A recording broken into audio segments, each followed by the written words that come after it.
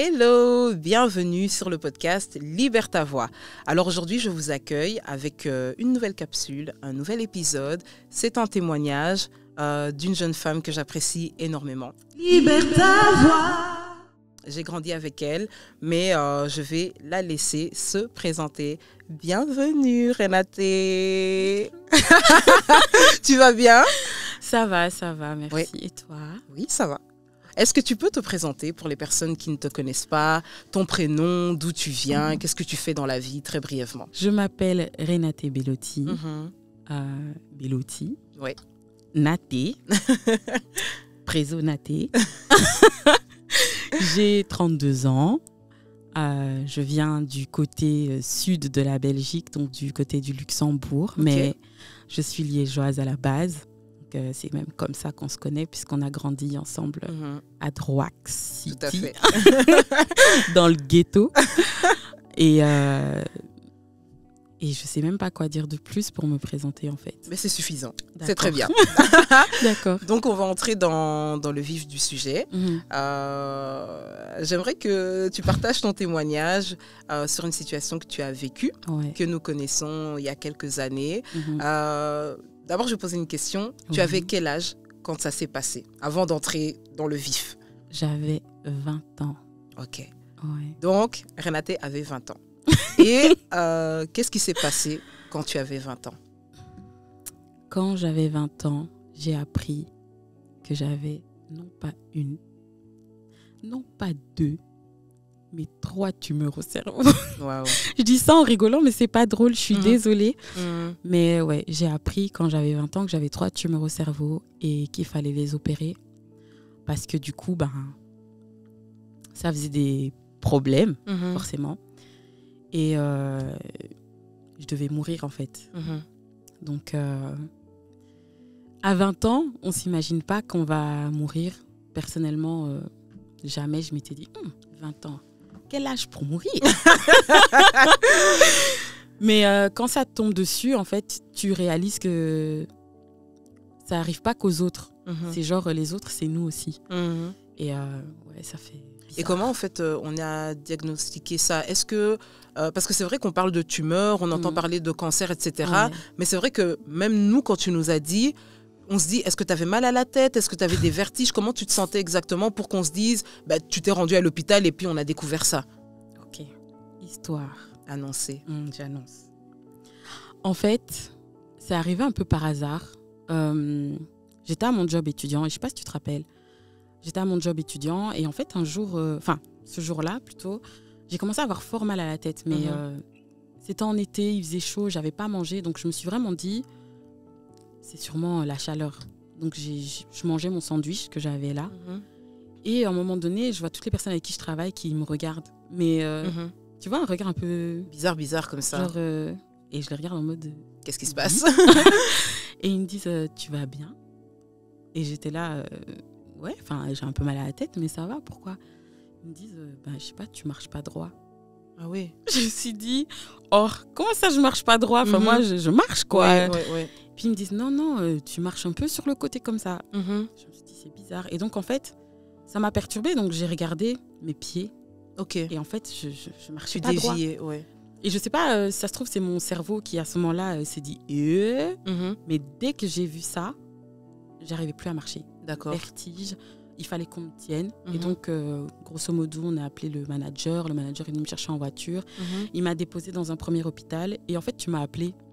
Ok, par hasard. Je me souviens même pas. Tu m'as appelé par hasard et je t'ai dit, Gisèle, s'il te plaît, appelle ma mère, appelle ma soeur, je suis au bois de la Belgique, je suis à l'hôpital, il faut que tu les appelles. Ok. Et tu les as appelés. Et donc, je suis arrivée là, à l'hôpital et franchement, c'était un cirque. Je vais pas dire qu'ils sont racistes, mais ils se sont pas comportés très, très bien avec moi. Yes, ouais. Et ils m'ont virée de l'hôpital. D'accord. Ils ont viré. Et on t'avait déjà... On avait fait des analyses ou quoi, des examens? En fait, ils m'ont un peu traité comme si je faisais semblant. Ok. Donc, ils m'ont donné un placebo à un moment donné. Il y a une infirmière qui est passée en mode « ça va mieux ?» Et je dis « non ». Et je l'ai entendu souffler. Ok. Genre, elle a fait J'étais là « mais excuse-moi, moi, je n'avais pas envie d'être là. » Et du coup, ils m'ont chassée de l'hôpital. Et ma mère s'est dit « bon, s'ils sont arrivés au stade où ils m'ont chassée de l'hôpital, c'est que c'est pas quelque chose de grave. » Ouais, donc on est rentré à la maison. Mais en fait, C'était un lundi. Et pendant 4 jours, du coup, jusqu'au jeudi, je ne savais rien faire toute seule. Ça veut dire si je devais aller aux toilettes, il fallait qu'une de mes sœurs m'y amène ou ma mère pour me laver. C'est ma sœur qui me lavait. Enfin, à un moment donné, c'était horrible. Tellement j'avais des vertiges, je ne savais pas me déplacer. Donc, on a été dans un autre hôpital, à la Citadelle. Et là, ils ont vraiment pris la chose sérieusement. Ils se sont dit, attends, une fille de 20 ans qui ne sait plus marcher et tout, il y a un truc. Donc, ils m'ont fait faire plein d'examens. Mais en fait, ils ont découvert qu'il y avait les cristaux de mon oreille qui s'étaient déplacés. Apparemment, sur l'oreille interne. Apparemment, c'est un truc qui arrive. Et du coup, ils m'ont dit, c'est rien de grave. On va faire les manipulations. Donc, j'ai dû aller chez la kiné. Ils m'ont retourné la tête comme ça et tout. Puis, c'était fini. Donc, moi, je m'apprêtais à rentrer chez moi avec mes parents. Et là, l'infirmière qui court, qui dit « Non, madame, le docteur veut venir vous voir. » Ok. Et là, le docteur me dit « Écoutez, j'ai une bonne et une mauvaise nouvelle. La bonne, c'est qu'on a réglé votre histoire de vertige, c'est bon. Mais la mauvaise, c'est qu'en faisant le scanner, on a vu quelque chose. On a vu une calcification. » Maintenant, moi qui ne suis pas docteur, tu comprends pas le terme. Quoi? Je dis « Ok, mais genre, on fait quoi là ?» Il me dit, on va vous faire une ponction lombaire et tout. Donc, à partir de ce moment-là, en fait, donc de août jusqu'à février, je passais des jours et des jours à l'hôpital. Et à ce moment-là, on t'annonce déjà que tu as les tumeurs au cerveau? Non. Pas encore? Non, à ce moment-là, on pense juste les calcifications. Ok. Et à partir de quand est-ce qu'on te dit que y a un problème et il y a les tumeurs? En fait, ce qui s'est passé, c'est que du coup, de août à décembre, ils ont fait que chercher. Et à un moment donné, le neurologue m'a dit, écoutez madame, on va vous faire un PET scan pour voir si c'est pas un cancer. Waouh. Cancer, le mot est tellement gros, ça fait tellement peur. On entend cancer, on entend cercueil. On attend la mort. Bah oui. Cancer, mort. Mais oui. Donc je me dis, comment ça un cancer? J'ai 20 ans frère, ça y est. Et donc... ils me disent de faire un PET scan. Et en fait, un PET scan, c'est comme... En gros, tu vas à l'hôpital. Oui. On te met dans une pièce, dans le noir. On te fait une perfusion. Tu dois rester là pendant 1 heure dans le noir sans parler. Je ne sais pas pourquoi. Je ne sais pas ce que ça change si tu parles. Mais en gros, tu dois rester là 1 heure. Et après ça, tu rentres dans la machine. D'accord. Je ne sais même plus combien de temps ça dure. Mais en gros, tu rentres dans la machine. Et après, il n'y a que le médecin qui peut te donner les résultats. Donc, si tu dois attendre 2 semaines, tu vas attendre 2 semaines. Et premier PET scan, la femme me dit, c'est pas un cancer. C'est pas un cancer, mais votre cerveau, il a réagi. Donc, il y a quelque chose quand même. Donc, vous devez en refaire un autre. Du coup, bon, en soi, j'étais rassurée parce que c'était pas un cancer. Donc, je me disais, en gros, le reste, ça y est, c'est bon, quoi. Ouais, franchement, je m'étais dit, c'est pas un cancer. Donc, frère, si je veux, je suis pas obligée d'aller faire le PET scan, tu vois. Donc, je refais le PET scan quand même. Et là, parce que la première fois, j'avais été toute seule au rendez-vous. Et là, j'y vais avec Morgane. Et la femme, elle était trop décomplexée. La neurologue, elle est arrivée... Ça va écoutez, j'ai regardé, vous avez 3 tumeurs au cerveau, j'ai pris rendez-vous avec le neurochirurgien, quoi. Comme ça. Et en fait, franchement, ma première réaction, je voulais la froisser. Est-ce qu'on annonce ça à quelqu'un comme ça? Vous avez 3 tumeurs au cerveau, bon. Et à ce moment-là, qu'est-ce qui se passe? Tu réagis comment? C'est quoi ton état d'esprit? Tu te dis quoi? Mais je voulais la froisser. Je voulais la froisser, tu sais. En fait, le truc, c'est que quand elle m'a dit ça, je crois que Morgane, elle a compris que je voulais la froisser et elle m'a tout de suite donné la main, tu vois. Donc, ça m'a déstabilisée. Et en fait, le premier truc qui m'est arrivé en tête, c'était purée, on va me couper les cheveux. Donc en fait, toi, tu t'es dit, je pense à ma beauté d'abord, avant ma vie, quoi. Je suis congolaise. Je suis noire.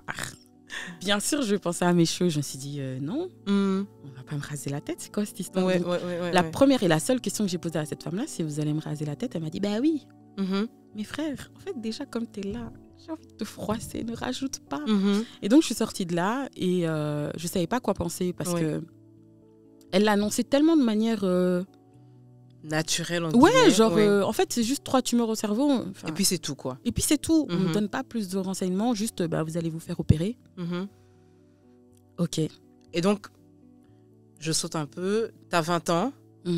tu sais, on t'a diagnostiqué les 3 tumeurs. Ouais. Tu dois rentrer à la maison, sachant que on est d'accord, podcast chrétien très ouvert, mais on sait très bien que il y a certaines maladies, il y a tout ce qui est mort chez les Africains, chez les chrétiens, c'est très tabou. Ouais. La maladie est vite associée à la malédiction ou à la sorcellerie, qu'on se le dise quand même, tu vois. Donc, tu dois annoncer ça à tes parents. C'est quoi leur réaction? Qu'est-ce qui se passe au niveau du cocon familial? Déjà, j'ai très mal annoncé la nouvelle. Un peu comme je l'ai annoncé ici. Hein. En fait, je ne sais pas annoncer ces choses-là. Et donc, comme dit, je ne savais pas dans quel état d'esprit j'étais, puisque je n'avais pas encore assimilé que j'avais 3 tumeurs au cerveau. Oui. Donc, quand je suis arrivée à la maison, papa et maman m'ont dit, alors, ça a été le rendez-vous? Puisque eux aussi, dans leur tête, comme ce n'est pas un cancer, voilà. Et je dis, ouais, ça a été, j'ai 3 tumeurs au cerveau, je dois me faire opérer. Je suis montée dans ma chambre. Okay. Et je crois que papa, il voulait me froisser. Je crois que c'est parce que j'étais pas bien qu'il a rien dit, mais il m'a tout de suite appelé. Il m'a dit, attends, quoi? T'as quoi? C'est quoi ça? Et tout. Et puis j'étais là, en fait, je faisais l'ironique, comme si c'était pas un truc grave. Donc je disais, j'ai 3 tumeurs au cerveau. Enfin, j'ai 3 tumeurs au cerveau. 1, 2, 3. J'insistais en plus. Oui. Et ma mère, en fait, c'était bizarre parce que mon père, lui, il était énervé. Pas énervé contre moi. Contre la situation, oui, voilà. Il était vraiment énervé contre la situation. Il comprenait pas. Ma mère... Elle est rentrée dans un mood mi-déni, mi-chrétien. Donc, en fait, elle se disait, non, c'est pas possible, on va prier et tout. Je disais, ouais, en soi, on va prier, mais on va quand même faire opérer, quoi. Donc, oui, tout à fait. Et puis, en fait, mes frères et sœurs, du coup, ma petite sœur, elle avait 9 ans, donc elle comprenait pas vraiment ce qui se passait, mais elle avait compris qu'il y avait quelque chose de grave. Ma grande sœur, elle a essayé de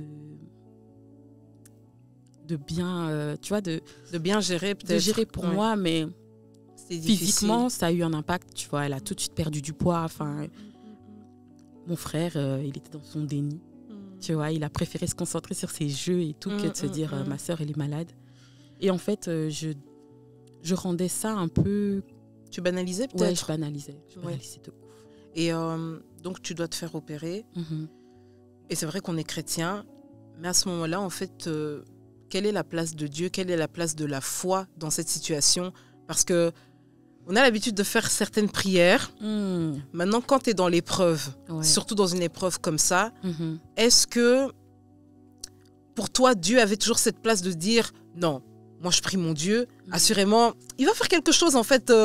Ça va pas se finir comme ça, tu vois, parce que, 3 tumeurs au cerveau, tu te dis je vais mourir, mais c'est quoi la place de Dieu? C'est quoi la place de la foi dans ce genre de combat, en fait? Pour être tout à fait transparente, les gens me disaient, ça va aller, Dieu va faire. On m'a même dit, tu feras même pas opérer, tu vas voir, Dieu va te guérir. Mais en fait, sur le coup, je sais pas comment l'expliquer. C'est comme Est-ce que ça te faisait du bien, cette parole-là?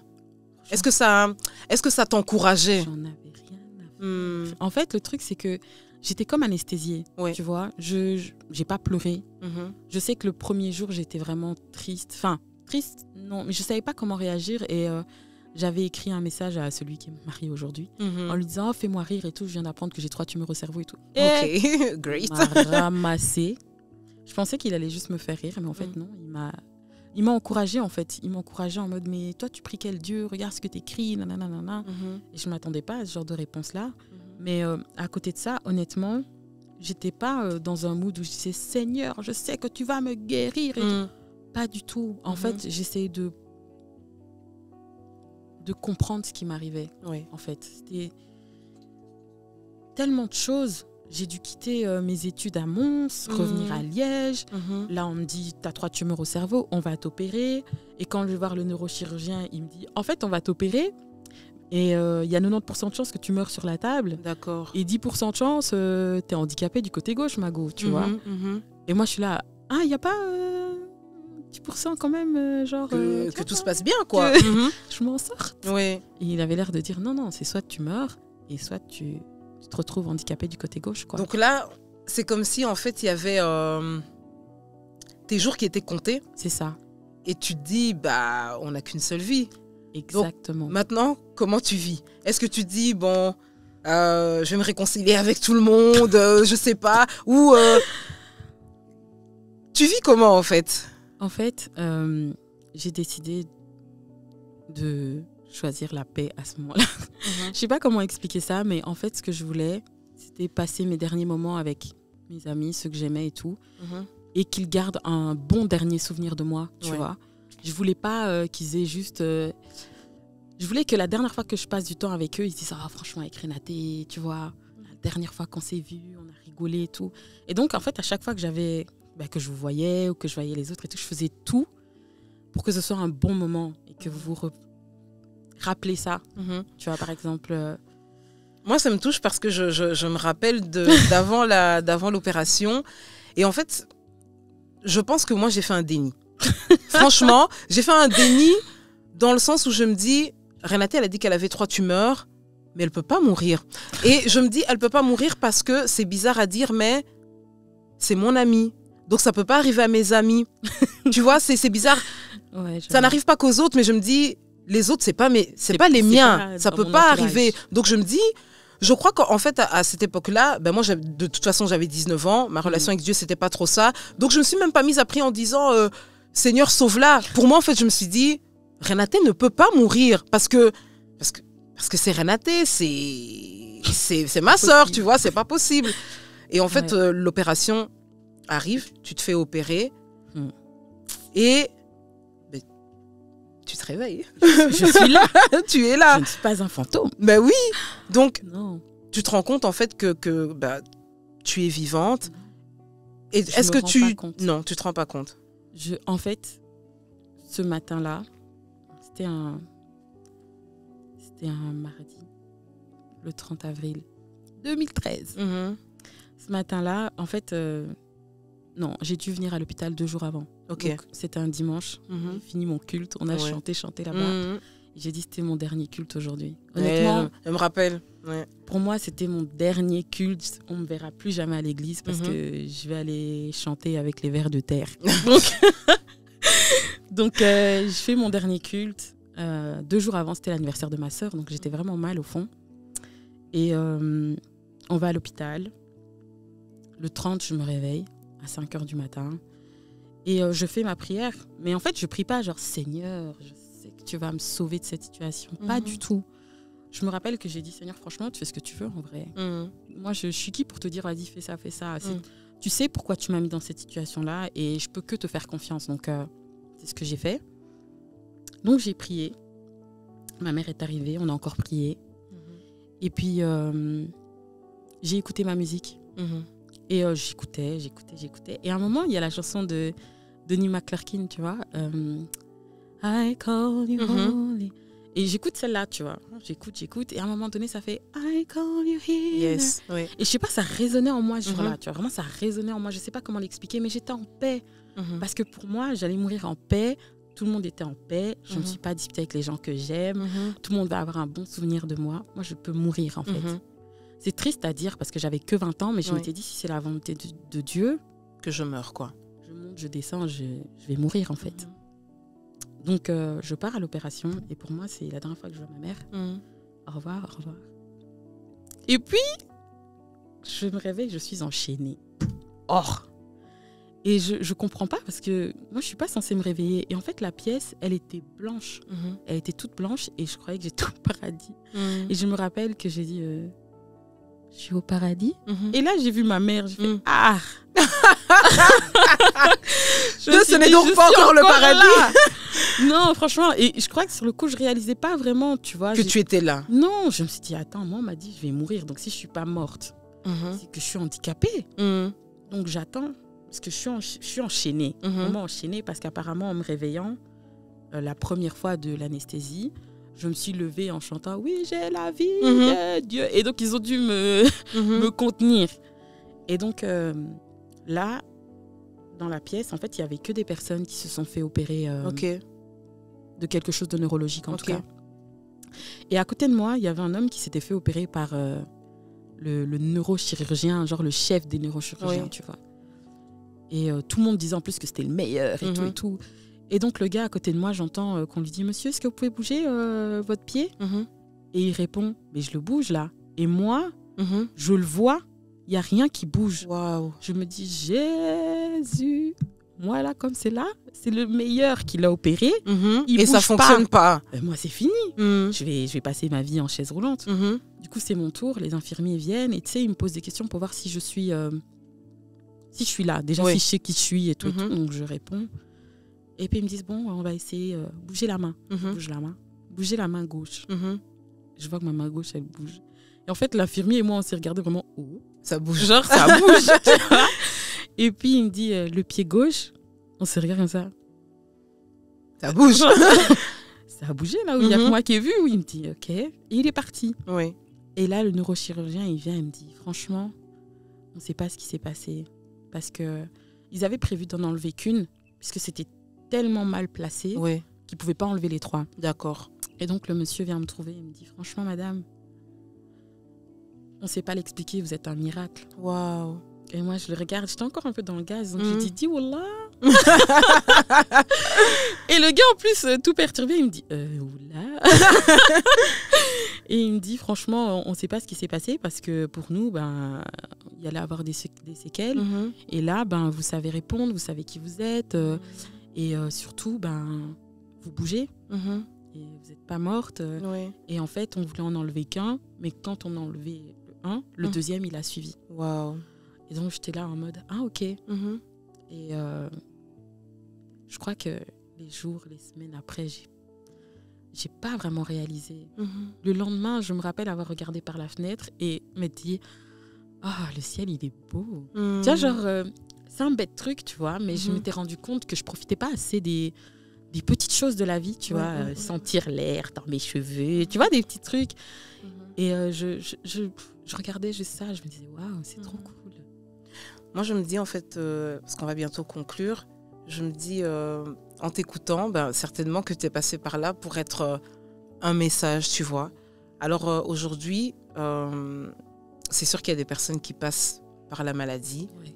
Et c'est sûr que quand on n'est pas passé par là, c'est très difficile d'encourager.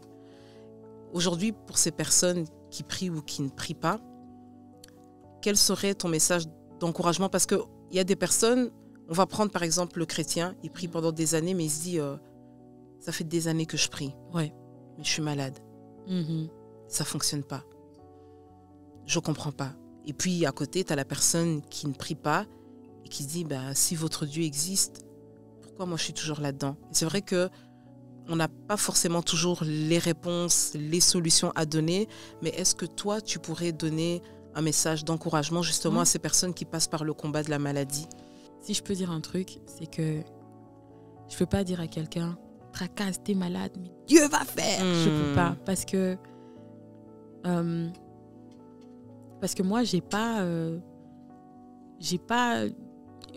jeûné, fait des trucs extraordinaires. Vraiment, je considère que c'est juste la grâce de Dieu qui vraiment m'a localisée. Parce que moi, je me voyais morte. Moi, je ne me voyais pas me marier, je ne me voyais pas avoir des enfants, je ne me voyais pas jusque-là. Moi, ma vie, elle s'est arrêtée à 20 ans et je me disais, tu vois. Et donc, si je dois dire quelque chose à quelqu'un, c'est qu'il faut vivre à fond. Il faut vraiment se dire que demain, tu peux mourir, même si tu n'es pas malade. En fait, on ne se rend pas compte, mais tous les jours, c'est un cadeau. Tous les jours, on dort, on se réveille, comme si ça nous était dû. Mais non, en fait, aujourd'hui, Dieu, il peut dire, c'est fini, tu vas dormir, c'est fini. Et il y a combien de gens qu'on connaît qui sont juste partis comme ça, tu vois. Moi, je pense que le seul conseil que je peux vraiment donner à quelqu'un, c'est vie. Vie en te disant que demain, tout peut s'arrêter. Demain, tu peux tomber malade. Malgré la maladie, de vivre. Voilà, de vivre. Moi, j'ai vraiment vécu, comme je disais, comme si c'était mes derniers jours. Quand je pensais que c'était mes derniers jours, j'ai vraiment vécu comme si c'était mes derniers jours. Et j'étais prête à mourir. Je me sentais tellement dans la paix. Et c'était pas la paix de me dire tout va bien se passer, mais c'était vraiment la paix de me dire je vais mourir. Et j'ai pas mal vécu, tu vois. Maintenant, je suis pas parfaite. Je dis pas que je suis parfaite. Je dis juste que là, aujourd'hui, il y a eu un avant, Renaté avant l'opération, et il y a Renaté après l'opération. Et tout ce que j'essaye de faire au quotidien, c'est d'être la meilleure version de moi, de dire si quelque chose me dérange, de vivre dans ma vérité en fait, et pas de me dire bon, c'est pas grave, et puis de garder les choses en moi, tu vois, je vis. En fait, je veux vraiment profiter de chaque jour, et même si, comme tout le monde, ça m'arrive de me plaindre, il pleut, il fait trop chaud et tout, j'essaye de me dire franchement, au moins je vis ces choses-là. Yes. Au moins je sens la pluie. Au moins le soleil me brûle. Moi, quand j'allais aller danser là-bas en bas avec les asticots, j'allais pas faire ça, tu vois. J'allais pas avoir tout ce que j'ai aujourd'hui, tout simplement, tu vois. Je peux juste dire à quelqu'un de vivre et vis juste tous les jours. Regarde tes proches, tes frères et sœurs, tu t'es disputé avec quelqu'un, pardonne. Honnêtement, ça sert à rien. Je sais que ça fait mal, je dis pas, hein, tu peux avoir des ruptures amicales ou amoureuses ou quoi, ça fait mal. Et tu peux pas te réveiller en disant c'est bon, c'est pas grave, j'ai pardonné. Non, tout à fait. Mais fais ce devoir-là de te soigner, de soigner ton cœur, de prendre soin de ton âme, soin de ton âme. C'est vraiment ça, tu vois, parce qu'on n'a qu'une seule vie. Et si Dieu nous donne la chance, pas d'en avoir une deuxième, mais je veux dire de recommencer. En fait, c'est comme ça que je le vois. J'ai pu recommencer. Et ben, il faut saisir toute occasion de célébrer la vie. Voilà, n'importe quelle occasion, honnêtement. Je fête moi mon anniversaire maintenant. Je fête surtout en fait le jour de mon anniversaire de l'opération. Je préfère parce que ça me rappelle qu'en fait ce jour-là, moi je devais. Yes. Il n'y avait pas de Renaté. Il n'y avait pas moyen. Il y avait aucun pourcentage qui était pour moi. On m'a dit 90%, donc 90%. Je ne sais pas si tu te rends compte de la dinguerie. À 90%, je devais mourir. Et tu es là. Et je suis là. Dans ces 10% de grâce. Et même pas dans les 10, parce que je devais être handicapée dans les 10 là. Donc dans les 0,00001. J'étais là-bas. Et franchement, depuis, j'essaye vraiment de vivre tous les jours, de profiter tous les jours des petites choses. L'air qu'on respire. Les feuilles, les arbres. Je fais des photos. Des fois, si tu regardes mon téléphone, il y a des photos des arbres. Parce que, je sais pas, je regarde, je me dis, tu vois. Wow. En tout cas, merci. Merci vraiment d'avoir partagé ton témoignage. C'est pas évident, ça ramène des souvenirs. Ouais. Mais je me dis, je suis simplement reconnaissante de ce que Dieu a fait. Et c'est vraiment la grâce. C'est un cadeau parce que c'est vraiment immérité. Donc, à toutes les personnes qui passent par le combat de la maladie, sachez que déjà, vous n'êtes pas seul. Et si même vous êtes seul, que vous n'avez pas de famille, vous n'êtes pas entouré, en tout cas, essayez, je sais que ce n'est pas évident, mais de voir le positif dans votre situation, de profiter de chaque instant, d'être reconnaissant, de vivre. Je sais qu'il y a des gens qui sont dans les hôpitaux, peut-être même à la frontière de la mort, mais en tout cas, je prie Dieu que vous puissiez trouver de l'espoir et du réconfort de par le témoignage que Renaté nous a offert aujourd'hui. Et n'oubliez pas que quelqu'un, quelque part, vous aime très certainement. Alors, on se retrouve très bientôt pour un prochain épisode. C'était le podcast Libère ta voix. À bientôt. Bye bye. Libère ta voix.